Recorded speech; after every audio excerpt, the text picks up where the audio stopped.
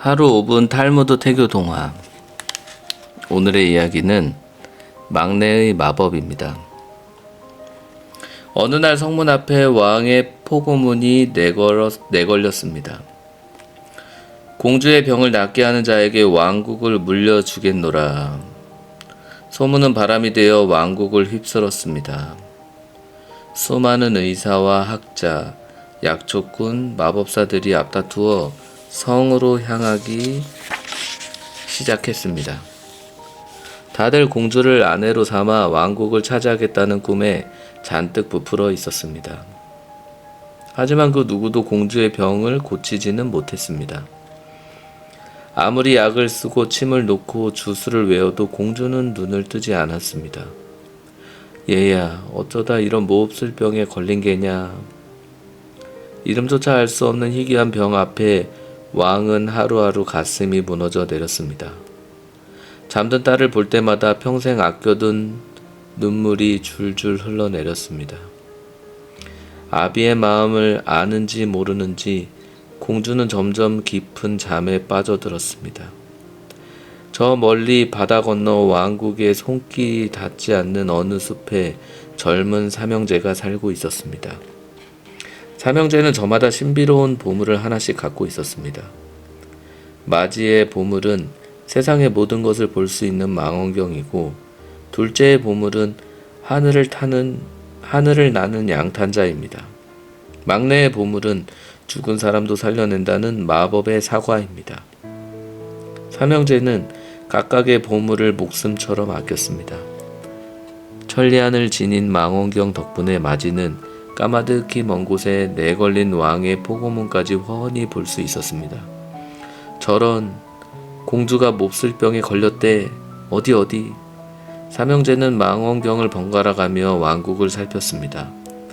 병을 고치기만 하면 공주와 결혼할 수 있대. 어디 그뿐이야? 왕국을 물려받을 수 있어.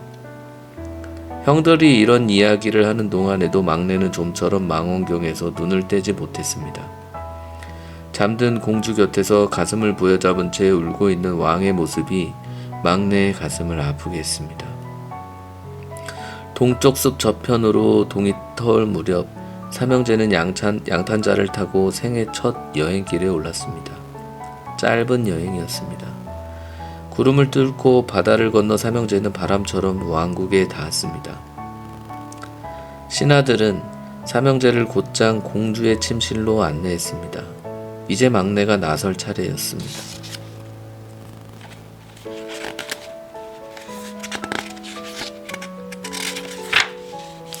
막내는 잠든 공주 곁으로 다가가 품속에 고이 간직하고 있던 마법의 사과를 꺼내 들었습니다. 그러고는 조금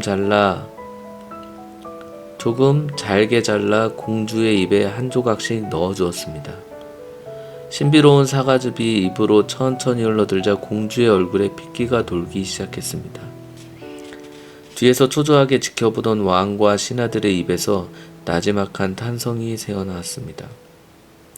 이튿날 새벽, 공주는 기지개를 켜며 자리에서 일어났습니다.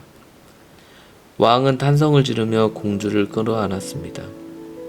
왕국은 축제 분위기에 휩싸이고 삼형제는 귀빈 대접을 받았습니다. 하지만 왕에게는 아직 마무리해야 할 일이 남아 있었습니다. 포고문에 적힌 대로 약속을 지키는 일이었습니다. 다만 공주의 병을 고친 공로자가 3명인 탓에 어려운 선택을 해야만 했습니다. 전하, 맞이를 사위로 삼으셔야 하옵니다. 망원경이 없었다면 애초에 포고문을 볼 수도 없었을 테니까요. 아닙니다. 양탄자가 없었다면 제때 도착할 수 없었을 겁니다. 그러니 둘째를 사위로 삼으셔야 하옵니다.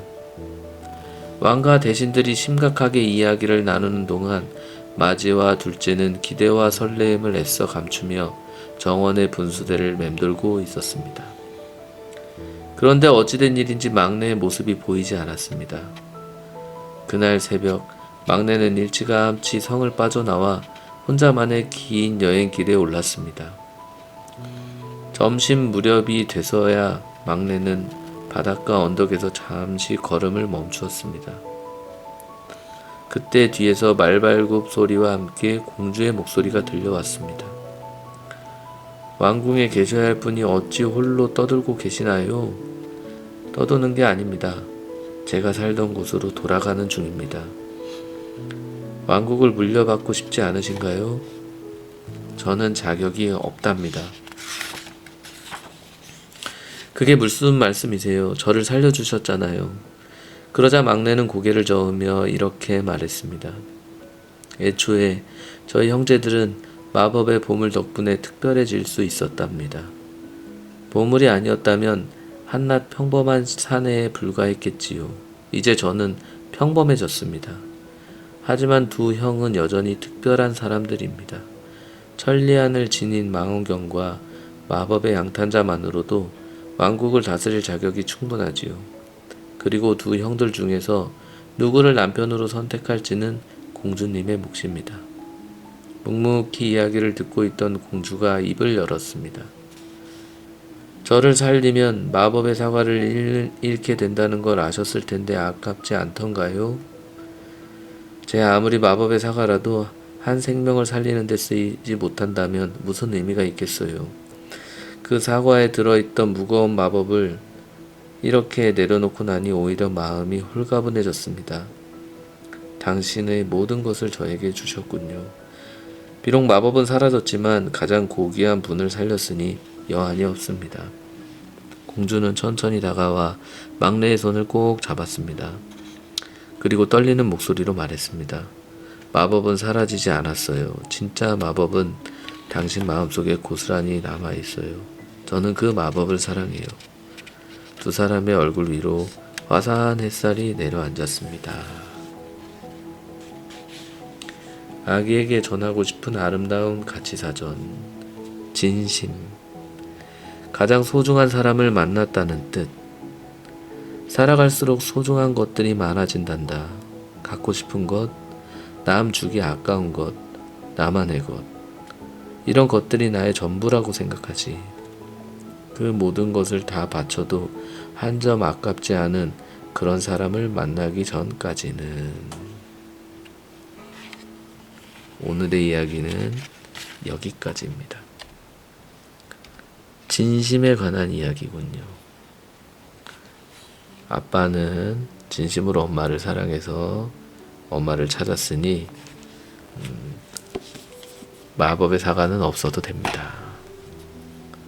파랑이 오빠가 사랑해. 너무 뜨뜻미지근한 것 같은데 왜 한숨이야 또?